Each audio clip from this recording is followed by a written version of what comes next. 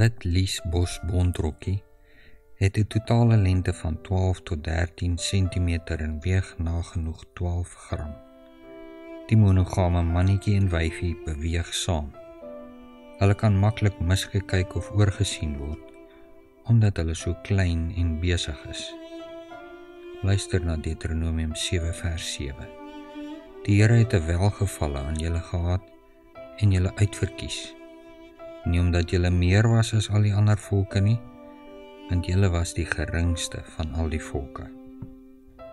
Of het nou klein in postuur, klein in statuur, of klein in oor die muur is, Jesus is besorg oor die kleintjies in die lewe. Kom luister vandag na die nommerpas verlossingsplan wat hy vir jou bewerk het.